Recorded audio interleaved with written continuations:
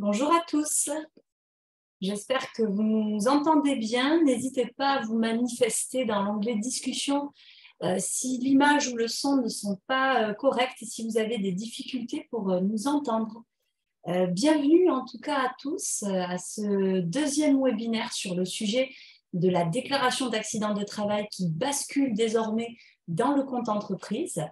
Des petits rappels comme d'habitude. Donc, pour le confort de tous, nous avons coupé vos micros et caméras pour économiser de la bande passante. On est ensemble pour une grosse demi-heure de présentation, suivie comme d'habitude d'un temps d'échange où vous pourrez poser vos questions et on prendra le temps d'y répondre. Si vous avez justement des questions, n'hésitez surtout pas à les poser, mais posez-les surtout dans l'onglet questions-réponses. Ça nous permettra de les historiser et d'y répondre dans un second temps si jamais on n'a pas eu le temps au cours de ce webinaire. Et enfin, vous recevrez avant la fin de la semaine donc le support de présentation qu'on va vous dérouler pendant le webinaire, ainsi que la liste des questions-réponses et un mode opératoire pour l'ajout justement du téléservice de compte entreprise et des habilitations. Donc on va voir tout ça au cours de la présentation. Je pense avoir fait le tour. Donc moi déjà, je suis Mélanie Denuche, je suis conseillère informatique service à la CPM des Landes à Mont-de-Marsan et je suis accompagnée pour co-animer ce webinaire d'Aurélie Carrère. Bonjour Aurélie. Bonjour Mélanie et bonjour à tous. Voilà, donc on va vous faire la présentation toutes les deux aujourd'hui. On commence tout de suite. C'est parti. Alors, donc la bascule de la déclaration d'accident de travail dans le compte entreprise. Si certains ont fait des déclarations récemment, vous allez voir que lorsque vous cliquez sur l'onglet déclaration d'accident de travail, ça vous renvoie automatiquement sur le compte entreprise. Mais encore faut-il avoir certains prérequis pour pouvoir aller au bout de la démarche. Prérequis qu'on va détailler tout de suite. Dans un premier temps, on va faire un rappel des définitions d'un accident de travail, d'un accident de trajet, bien différencier les deux, les obligations des deux parties, donc j'entends par là les obligations liées à vous, employeur, mais également celles de votre salarié, la procédure de reconnaissance de ce type de sinistre, et après on verra un peu de pratique, c'est toujours mieux que des diaporamas. On fera une démonstration en ligne du remplissage de la déclaration d'accident de travail directement sur le compte entreprise. Comme ça vous permettra de vous en rendre compte un petit peu mieux. Et enfin, un temps d'échange, comme d'habitude, à la fin. Alors, on commence tout de suite avec Aurélie qui va nous faire un petit rappel des définitions. Tout à fait Mélanie. Alors, il faut savoir qu'il existe donc deux types d'accidents de travail. Tout d'abord, l'accident de travail qui survient donc directement sur le lieu de travail. Et ensuite, l'accident de trajet, qui arrive sur l'itinéraire quotidien, donc domicile, travail, ou vers le lieu habituel de restauration. Ce qu'il faut retenir également, c'est que tout accident ayant lieu au travail est présumé d'origine professionnelle. Nous allons voir ensuite donc vos obligations, donc en tant qu'employeur. Il faut savoir que vous avez donc deux obligations. La première, c'est de déclarer donc sous 48 heures à la CPM de rattachement de votre salarié tout accident dont vous avez connaissance. La seconde, c'est que cette déclaration concerne en fait tous les salariés de votre entreprise, qu'ils soient sur site, en télétravail ou même en mission. Et cela, en fait, peu importe leur type de contrat de travail, qu'ils soient en alternance, en CDD ou même en CDI. En fait, pour faire simple, dès qu'il arrive quelque chose à un de vos salariés, vous devez faire une déclaration d'accident de travail. En revanche, si vous pensez que l'accident n'a pas de lien avec le travail, vous pouvez toutefois émettre donc des réserves, mais ça, on vous l'expliquera ultérieurement. Sachez que vos salariés, eux aussi, donc, ont des obligations en cas d'accident de travail. Tout d'abord, votre salarié donc, qui est victime d'un accident, soit de travail ou de trajet, doit informer son employeur dans un délai de 24 heures qui suivent les faits. Voilà, déjà dans un premier temps. Ensuite, un certificat médical initial doit être établi donc, chez un médecin, décrivant le siège et la nature des lésions qu'il a eues au cours de cet accident. Et ensuite, donc, ce même certificat, il doit l'envoyer donc, à sa caisse de rattachement. on va reprendre voilà, ici la procédure étape par étape. Alors, une fois que le salarié donc, a consulté son médecin et que vous, employeur, avez fait donc, votre déclaration en ligne, tous ces documents sont à transmettre à la CPAM. Pendant 10 jours, vous pouvez émettre des réserves, c'est-à-dire amener des éléments qui vous font penser que cet accident ne serait peut-être pas d'origine professionnelle. Tout cela donc, se fait directement en ligne. Vous n'avez pas besoin, par contre, de doubler votre envoi avec un courrier. Ça ne ferait que retarder d'ailleurs les délais de traitement de notre côté. Donc, ce n'est pas la peine. Ensuite, donc, la caisse primaire instruit le dossier, prend sa décision dans un délai de 30 jours s'il n'y a pas de réserve. Mais si par cas, il y a des investigations supplémentaires, ce délai est prolongé donc à 70 jours. Dans les deux cas, de toute façon, employeur et salarié, vous êtes bien évidemment tenus informés de la décision de la caisse. Dans le cas où des réserves, par contre, ont été émises, il faut savoir que le dossier est consultable dans son intégralité par chacune des parties et vous pouvez donc effectuer des observations sur les documents ou commentaires de l'autre pendant donc, un délai de 10 jours. Sachez qu'à réception donc, du certificat médical initial et de la déclaration d'accident que vous aurez faite de votre côté, la CPL a un délai de 90 jours donc, pour instruire le dossier. Nous allons ensuite voir comment vous pourrez faire pour effectuer cette déclaration. Vous avez deux possibilités. Il y a la version donc, en ligne, via NetEntreprise, qui présente des avantages dans le traitement des dossiers, parce qu'en effet, les champs sont normés, donc il n'y a pas d'erreur de remplissage possible. Et c'est surtout un gain de temps dans le traitement, bien évidemment. Cela vous coûtera également moins cher qu'un envoi en courrier recommandé. Et surtout, vous serez en mesure de pouvoir fournir immédiatement à votre salarié la feuille d'accident pour la prise en charge de ses soins et lui éviter de faire l'avance des frais. Bon, donc vous l'aurez bien compris, on vous encourage vivement à faire vos démarches en ligne, mais si par cas vous avez un dysfonctionnement informatique, si vous êtes pris par le temps, vous avez toujours la possibilité d'effectuer donc cette démarche par courrier également.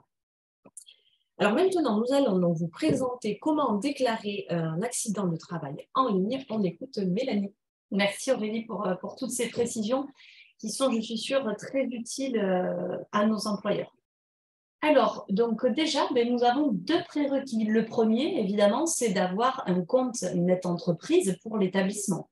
Donc, un petit rappel, NetEntreprise, ça vous permet de faire tout un panel de démarches pour divers organismes. L'inscription est gratuite et ouverte et possible à partir du moment où vous avez un numéro SIRET au niveau de l'entreprise. Donc, il faut avoir un compte entreprise pour l'établissement, mais également pour la personne qui va réaliser la déclaration d'accident de travail. Donc, le déclarant. Des fois, vous passez par des tiers déclarants pour faire ce type de démarche. Le second prérequis, c'est qu'il faut avoir l'habilitation. Il ne faut pas juste avoir le compte et l'accès au compte NetEntreprise, il faut être aussi habilité à deux déclarations. Le compte entreprise et la déclaration d'accident de travail. Avant, vous passiez sur NetEntreprise, vous étiez uniquement habilité et vous aviez la déclaration déclarer un accident de travail. Maintenant, le prérequis, c'est qu'il faut avoir ce duo d'habilitation au compte entreprise et à la DAT, donc déclaration d'accident de travail. On va le voir après, comment modifier les habilitations pour que vous puissiez aller au bout de la procédure. Et un petit rappel donc, qui peut sembler évident, mais qui a son importance, c'est que seul l'administrateur du compte NetEntreprise peut modifier les habilitations et vous ouvrir les droits pour faire tous ces changements. Donc, on le voit, un petit schéma qui est un petit peu plus parlant peut-être pour ceux qui sont plus visuels. Donc, tout d'abord, est-ce que vous êtes inscrit ou pas à la déclaration d'accident de travail? Donc, pardon. Si c'est le cas, pas de souci. Est-ce que vous êtes également inscrit au compte entreprise? Si c'est le cas, vous allez au bout de la démarche. Si ce n'est pas le cas, il faut évidemment s'inscrire en plus au compte NetEntreprise, au compte entreprise, pardon. Deuxième possibilité, vous n'êtes pas inscrit à la déclaration d'accident de travail. Dans ce cas-là, on procède à l'inscription, mais également à l'inscription au compte entreprise en passant par votre administrateur. Si vous n'êtes pas administrateur, hein, si vous êtes uniquement un tiers déclarant, pour modifier donc ces habilitations. À partir du moment où vous ajoutez une habilitation ou un téléservice donc, sur le site, l'onglet apparaît grisé et sera actif dans un délai de 24 heures pour réaliser donc vos futures démarches. Donc, une petite présentation des habilitations. Donc, on retrouve ici à l'écran la page d'accueil de NetEntreprise. Vous avez les déclarations donc, avec des petits carrés de couleur selon ce que vous avez. J'en profite pour rebondir. Là, moi, aujourd'hui, vous voyez à l'écran 3 fonctionnalités. Il se peut que vous en ayez d'autres, que vous n'ayez pas certaines qui apparaissent aujourd'hui à l'écran. Voilà, ça, c'est vraiment propre à chaque entreprise. Je fais ce petit rebond parce qu'à l'issue du précédent webinaire, certains employeurs se sont inquiétés de ne pas avoir exactement les mêmes. Voilà, les pavés des déclarations sont vraiment propres à chaque entreprise avec les besoins que vous avez.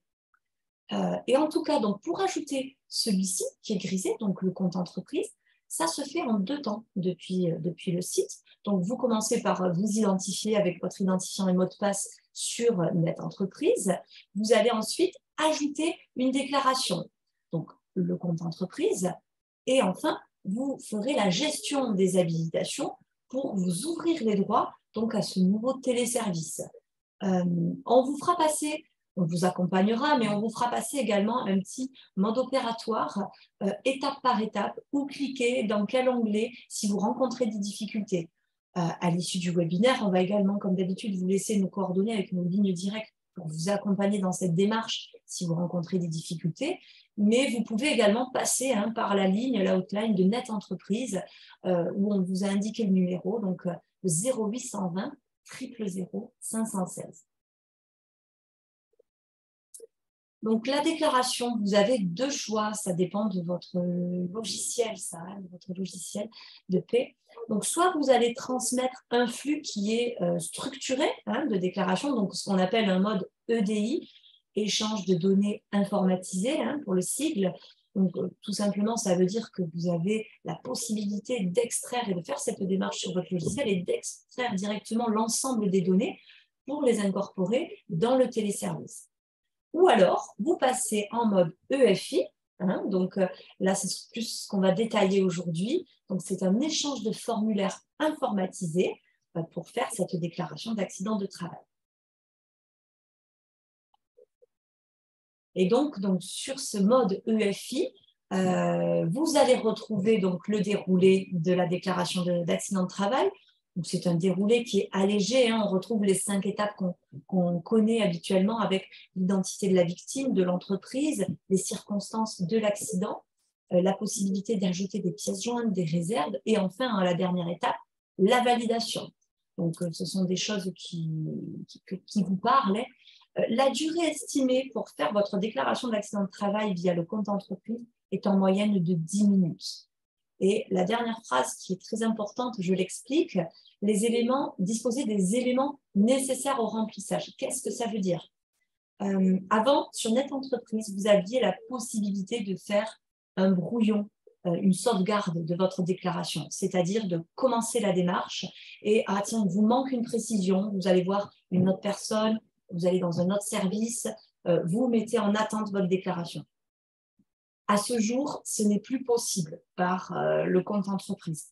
C'est quelque chose qui revient souvent de la part des employeurs, puisque c'est quelque chose que vous appréciez avant. Ça fera peut-être partie des évolutions futures, mais voilà, ne vous étonnez pas. À ce jour, on ne peut pas sauvegarder la déclaration pour y revenir un petit peu plus tard dessus. Il faut faire la saisie de bout en bout en une seule fois. Donc, c'est pour ça qu'il faut disposer quand même des éléments nécessaires, sachant que s'il vous manque des éléments que vous souhaitez apporter, des précisions ou des réserves, on va le détailler après, mais vous pourrez toujours ajouter des documents complémentaires, on va vous montrer dans quel onglet, voilà. Mais la déclaration est à envoyer d'un trait. Alors, comme nous l'expliquait Mélanie là, juste avant, vous pourrez voir donc, que l'ergonomie est améliorée vous permettant donc de connaître l'état d'avancement de votre déclaration. Alors, Phil d'Ariane vous propose de visualiser donc étape par étape votre progression. Vous verrez également voilà, des infobules. Vous voyez le petit i qui est entouré d'un rond qui pourra vous apporter donc, un complément d'information, mais aussi des menus navigables et déroulants qui sont très faciles d'utilisation. Et enfin, vous pourrez voir aussi des boutons pour détailler chacune des situations. Alors, des petits éléments spécifiques à l'étape entreprise. Donc, c'est la première étape. Si vous êtes habilité à un SIRET pour le compte entreprise, mais pas au service de déclaration d'accident de travail, celui-ci va s'afficher grisé et vous allez être bloqué dans la poursuite de la démarche. Vous n'allez pas pouvoir continuer et aller sur les autres étapes. Donc là, il faudra, pareil, si vous êtes administrateur, vous ajoutez les droits ou alors vous rapprochez de votre administrateur pour que celui-ci vous procure les droits pour faire cette démarche. Ensuite, par défaut, l'adresse de l'établissement de rattachement de la victime et le code risque. Vous savez, c'est le petit code à 5 chiffres, enfin à 3 lettres et 5 chiffres, donc 5 caractères, sont récupérés automatiquement par des référentiels de l'assurance maladie. Si vous ne l'avez pas, qu'il est erroné ou qu'il ne s'affiche pas, vous avez toujours la possibilité, vous, de récupérer donc, ce code risque depuis le téléservice du compte AT-MP où vous avez accès à votre notification de taux. Il figurera sur celle-ci, en tout cas, le code risque de l'établissement de rattachement. Et enfin, donc, vous avez l'adresse qui, par défaut, avec le numéro SIRET, va être renseignée et des zones facultatives pour une adresse qu'on appelle de correspondance. Qu'est-ce que ça veut dire? Si la gestion des accidents de travail est une gestion annexe qui n'est pas gérée au sein du site de cette entreprise, vous pouvez donc mettre une autre adresse pour l'envoi des courriers de correspondance, pour tout courrier lié à l'étude de ce dossier. Mais on va le voir après dans le remplissage en ligne et en direct de cette fameuse déclaration. Alors maintenant, nous allons vous faire donc une démonstration en ligne afin que vous puissiez donc visualiser, du coup, étape par étape, le remplissage d'une déclaration d'accident du travail sur le compte entreprise. Et c'est Mélanie donc, qui va nous faire cette présentation. Oui, merci Aurélie. Donc, comme d'habitude, on se connecte au site que vous connaissez bien, donc Net Entreprise, avec nos identifiants. Donc, on connaît la page d'accueil, on n'est pas perdu dans tout ça. Et là, vous voyez, on arrive donc sur la page d'accueil du site avec les différentes déclarations pour lesquelles on a les droits et les habilitations. Juste une précision, vous allez vous dire, mais pourquoi il nous demande de passer par le compte entreprise pour faire ces déclarations alors qu'on a toujours l'onglet? Eh bien non, je vais faire la démonstration. Si je clique sur DAT, ça me renvoie automatiquement, vous voyez ici en haut, compte entreprise, on bascule automatiquement sur le téléservice donc, du compte entreprise. Donc, si vous cliquez là et que vous n'avez pas encore l'habilitation compte entreprise, ça va vous bloquer, c'est ce que j'expliquais tout à l'heure dans la poursuite de la procédure. Donc, on va faire une simulation ensemble, rien ne vaut la pratique. Donc là, j'ai cliqué sur compte entreprise. J'arrive sur la page d'accueil du site où on a les possibilités de différentes fonctionnalités qui vont évoluer au fil des mois. À ce jour, on a la fonctionnalité pour le dépôt des pièces justificatives pour les dossiers d'indemnité journalière. On a fait un webinaire il y a quelques mois à ce sujet. N'hésitez pas à le regarder en replay si vous voulez avoir un petit peu plus de précision. Et là, donc, on va se concentrer aujourd'hui sur la déclaration d'accident de travail et voir comment ça se présente. On vérifie bien avant de commencer. Moi, je suis connectée avec des identifiants test. C'est vraiment pour faire une démonstration. Mais voilà, vérifiez bien le numéro SIRET pour lequel vous allez faire la démarche. Et si vous avez si vous avez un portefeuille d'entreprise dans votre gestion, il faudra bien sûr choisir le numéro SIRET pour lequel vous souhaitez faire la procédure. Donc, on commence tout de suite et je clique sur « Déclarer un accident de travail ». On retrouve les 5 étapes que nous a détaillées Aurélie tout à l'heure, avec la première, donc, qui se concentre sur l'entreprise. C'est ce que je vous disais, par défaut, il y a le nom, le numéro SIRET de l'entreprise, ainsi que l'adresse. Le code risque apparaîtra. Moi, je vais faire un code fictif pour ne pas être bloqué dans l'avancée de la procédure. L'adresse de correspondance, c'est ce que je vous expliquais tout à l'heure. Si la gestion des accidents de travail est faite par un autre organisme, une autre adresse, vous cochez oui et vous renseignez donc l'adresse de ce site où la gestion des AT est réalisée. Donc là, on va laisser sur non. Et après, est-ce que vous faites partie d'une entreprise du secteur de l'intérim? On coche oui, ou sinon on laisse non. On passe à l'étape 2, qui est la victime. Donc, on est obligé, s'il y a une erreur dans le numéro de sécurité sociale, vous ne pourrez pas poursuivre la démarche. Si vous avez des salariés qui sont étrangers, donc avec des numéros qui ne sont pas encore définitifs, c'est-à-dire débutant par 2 ou par 1, ça arrive souvent, vous ne pourrez pas encore utiliser ce téléservice, puisque la reconnaissance du numéro de sécurité sociale n'est à ce jour possible que pour les numéros définitifs. Donc, je vais mettre mon numéro de sécurité sociale, puisque sinon, on ne pourra pas poursuivre la procédure. Et vous voyez, automatiquement, donc le numéro est correct. Il y a le nom du salarié qui s'affiche, sa date de naissance, et ce qui est très intéressant, c'est la caisse de rattachement. Plus besoin de se poser la question, des fois avec les entreprises qui sont limitrophes ou alors avec des salariés qui habitent dans d'autres départements. On ne sait jamais, ou on a toujours un doute sur la caisse de rattachement. Donc là, on voit bien que je suis rattachée à la CPM du 401, donc du 40 des Landes. On va renseigner donc la nationalité et également l'adresse de la victime.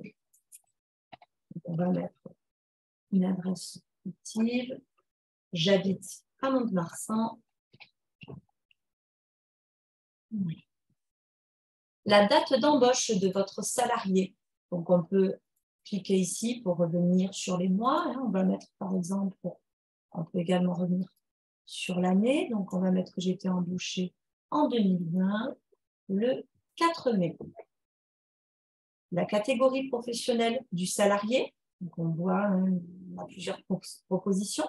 Donc là, on va mettre employé de type administratif avec la profession.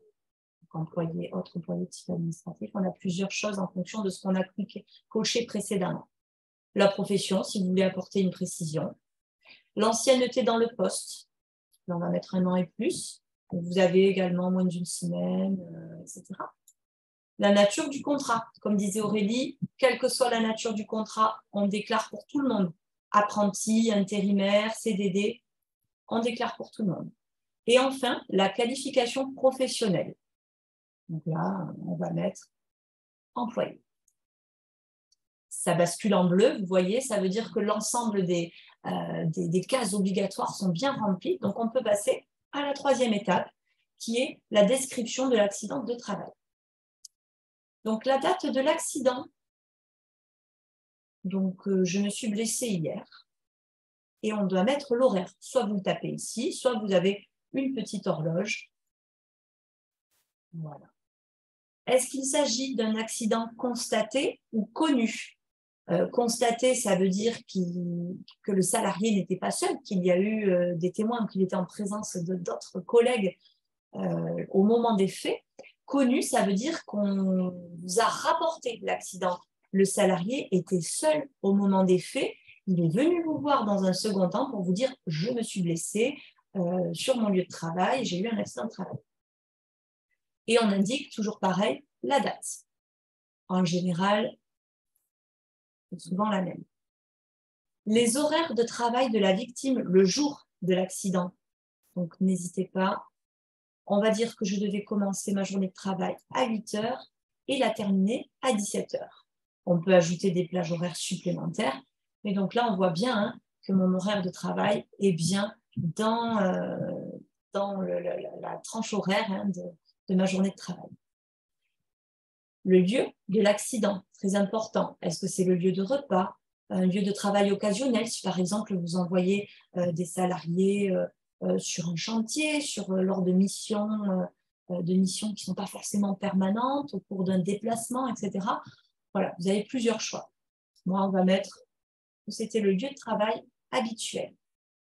Si l'accident a eu lieu en dehors de l'établissement de rattachement de la victime, vous cochez oui. Et enfin, les circonstances de l'accident. Donc, toujours pareil, on le précise, on n'est pas médecin, on utilise des mots simples. De toute façon, le salarié, lui, il va aller voir son médecin qui va établir le certificat initial, qui va reprendre de façon précise la nature et le siège des lésions. Donc, nous, on est entreprise, on s'occupe de faire les démarches, d'apporter des éléments clairs mais simples, voilà, pour que ça facilite la compréhension de tout le monde. Donc là, on va mettre, par exemple, l'activité de la victime. J'étais en train de trier du courrier. La nature de l'accident, eh bien, je me suis coupée lors de ce triage de courrier. L'objet dont le contact a blessé la victime, on va dire des ciseaux, mais s'il s'agit, par exemple, d'une chute, ça peut être le sol. Je me suis blessée avec le sol ou autre. La localisation et la description des blessures. Donc, indiquer l'endroit du corps où la victime a été atteinte, tête, yeux, cou, etc. Préciser s'il s'agit d'une contusion, d'une plaie, d'un lumbago. Si vous ne savez pas, toujours pareil, ne mettez pas de mots inventés ou on n'est pas médecin, on reste simple. Donc, localisation et description des blessures, par exemple, je vais mettre coupure, donc et plaie, à la main droite. On précise la latéralité, s'il y en a une, bien sûr. Là, c'est important parce que des fois, on peut avoir des dossiers avec des pathologies ou des blessures à la main droite, à la main gauche qui sont différentes. Ça va générer 2 études de dossier puisque ce seront 2 lésions différentes, 2 pathologies différentes. Donc là, on précise bien la latéralité. Et enfin, les conséquences de l'accident. Est-ce que ça a entraîné le décès de la victime? Donc, oui, un accident mortel. Ou est-ce qu'il y a eu un accident de travail? Si je coche oui, ça vous met un petit rappel pour faire les attestations de salaire. Si vous faites un signalement DSN, par défaut, on va recevoir 2 attestations de salaire, une en maladie, une en accident de travail, une en maladie qui va nous permettre de faire un paiement provisoire à votre salarié le temps de l'étude du dossier, pour ne pas le laisser sans indemnité journalière, et on régularisera dans un second temps les indemnités journalières au titre d'un accident de travail, puisque ce n'est pas le même taux. On régularisera dans un second temps. Si vous passez par l'attestation de salaire depuis notre entreprise, on vous invite à faire les 2 attestations de salaire, donc en accident de travail et en maladie simple, pour avoir ce paiement provisoire. Est-ce qu'il y a eu des témoins? Si c'est le cas, vous cochez oui. Soyez clair et précis dans l'identité des témoins, puisque ça va nous servir, nous, dans l'étude. On va les contacter, probablement envoyer un courrier pour récolter également les propos, vérifier la cohérence des propos de chaque partie. Vous pouvez ajouter jusqu'à 4 témoins. Si vous vous êtes trompé, vous pouvez toujours supprimer un témoin ou en ajouter un supplémentaire. Et l'accident a-t-il été causé par un tiers ou non? On passe à l'avant-dernière étape, qui est les pièces jointes et les réserves. Donc, si vous souhaitez ajouter des pièces complémentaires, avant qu'on parle des réserves, on va se concentrer sur les pièces complémentaires. Donc, ça peut être tout document que vous allez juger utile à l'étude de ce dossier. Si vous avez des précisions à nous apporter, un plan de l'entreprise, des photos, un constat d'assurance ou un rapport de police, des choses qui vont nous aider, nous, dans l'étude. Vous pouvez les joindre par ce biais-là. Des petites conditions pour que ça fonctionne. Donc, le volume du fichier, les fichiers que vous insérez, donc 5 MO au maximum. Et les formats acceptés sont précisés ici, donc PDF, JPG ou JPEG. Vous retrouvez enfin l'onglet pour les réserves motivées. Si vous n'avez pas de réserve au moment de la saisie de votre déclaration, vous passez à l'étape suivante. Vous pourrez toujours y revenir dessus puisque vous pouvez ajouter des réserves dans un délai de 10 jours à la suite de votre déclaration. On vous montrera par la suite l'onglet où ça se situe.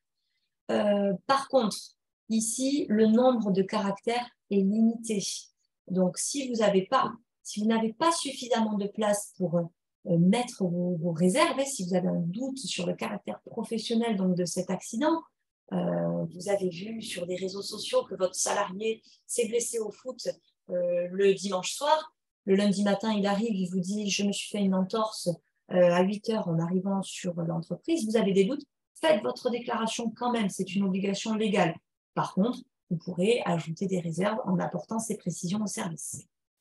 Et donc, si c'est trop court, si vous n'avez pas assez de place, vous pouvez toujours rédiger un document Word, par exemple, que vous enregistrez après au format, par exemple, PDF, et vous l'insérerez par ce biais-là. Donc voilà, ça vous permet d'avoir un petit peu plus de place pour apporter les précisions sur ces réserves. Vous voyez ici l'onglet « Abandonner la déclaration ». On ne retrouve plus l'onglet « Sauvegarder » pour avoir un brouillon.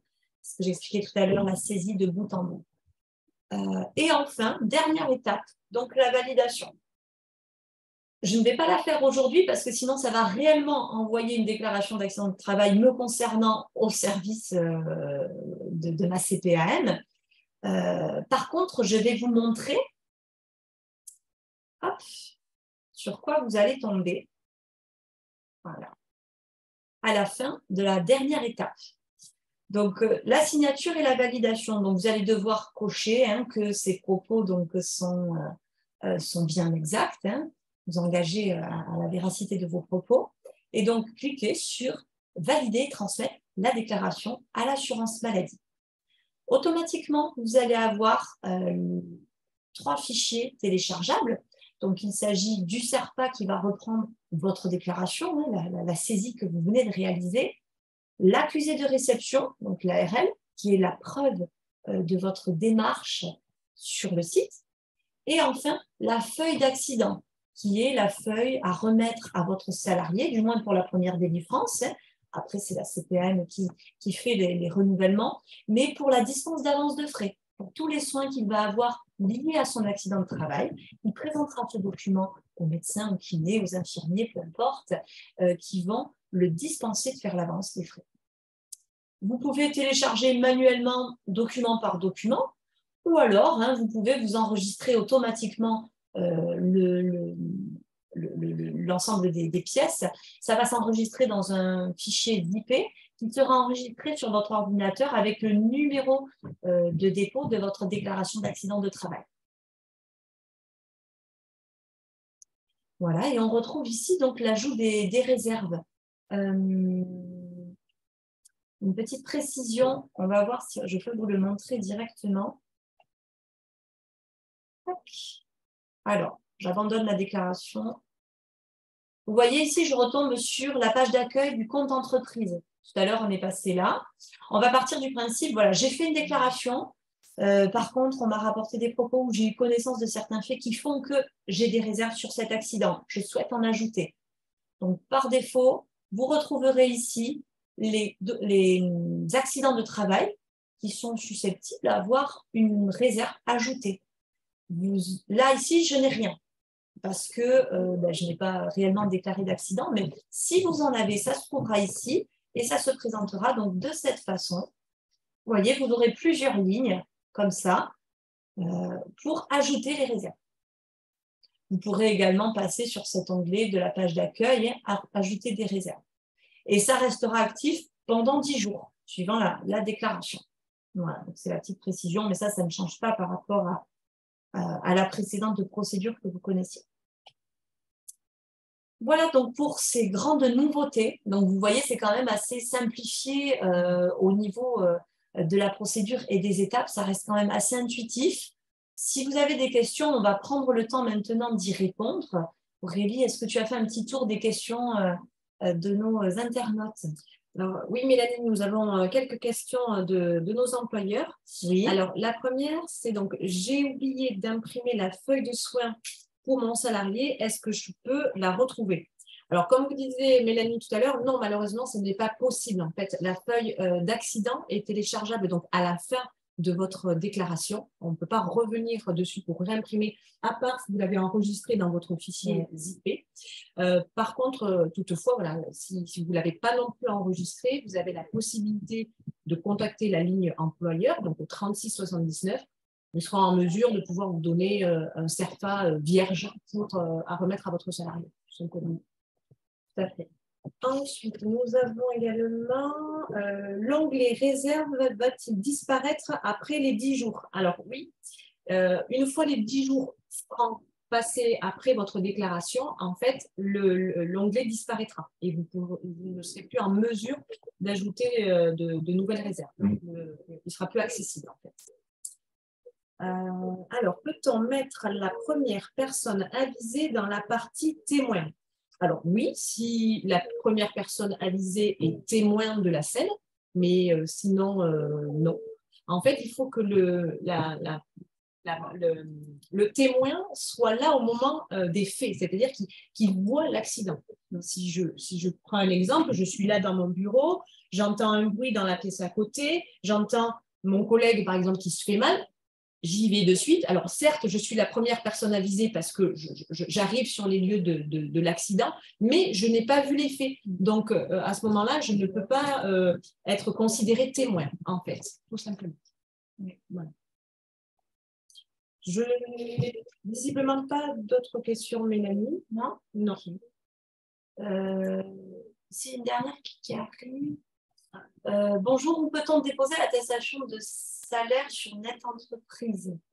Alors, si je comprends bien la question, soit vous faites un UDSN via votre logiciel de paie et dans ce cas-là, on va récupérer, nous, automatiquement l'attestation de salaire. Elle va se rematérialiser suite à votre signalement. Ou alors, ça ne change pas, hein, c'est comme d'habitude. Hop. Vous allez sur Net Entreprise, dans la rubrique DSIJ, hein, attestation de salaire, vous réalisez votre attestation de salaire et vous nous l'envoyez par ce biais-là. La procédure pour les attestations de salaire ne change pas. Par contre, hein, ça reste toujours, regardez.